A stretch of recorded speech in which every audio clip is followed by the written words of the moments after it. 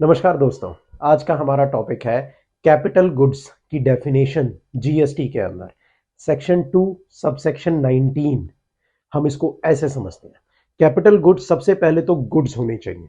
अगर वो गुड्स हैं और आपकी बुक्स ऑफ अकाउंट्स के अंदर उसे कैपिटलाइज किया गया है, और अगर आपने वो गुड्स जब खरीदे थे तो उनका जो पर्पस था वो ये था कि आप अपने बिजनेस के इन द कोर्स और for the furtherance of business में या तो यूज किया आपने या फिर इसे इंटेंडेड टू बी यूज के लिए रखा है। यानी कि आपने इसमें देखा दो तीन चीजें निकल कर आती हैं।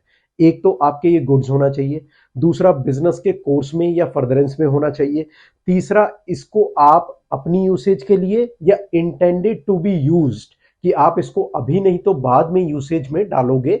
आपने उस पर्पस के हिसाब से इस कैपिटल गुड्स को आपने खरीदा है। अगर ये कैपिटल गुड्स आपने अपनी बुक्स के अंदर कैपिटलाइज किया, ये 4 पॉइंट्स हमें ध्यान रखने हैं।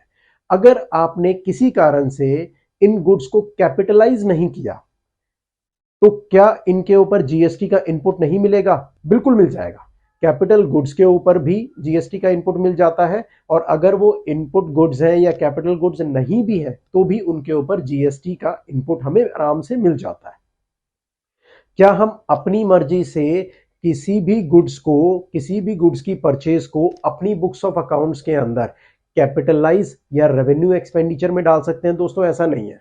आपको प्रॉपर अकाउंटिंग स्टैंडर्ड्स की पॉलिसीज को फॉलो करते हुए उसी के अकॉर्डिंगली आपको देखना पड़ेगा कि आपने जो गुड्स खरीदे हैं उनको आप कैपिटलाइज कर सकते हो अपनी बुक्स के अंदर कि नहीं कर सकते हो। और अगर आप उनको कैपिटलाइज कर सकते हो तो वो हमारे कैपिटल गुड्स बन जाएंगे। अगर आप उनको कैपिटलाइज नहीं कर सकते हो, that would be revenue expenditure, consumables हैं, आपके परचेजेस हैं, अदर यूटिलिटीज आइटम्स हैं, तो वो आपका रेवेन्यू एक्सपेंडिचर के अंदर आपका काउंट हो जाएगा। तो ये है हमारा कैपिटल गुड्स। Thank you.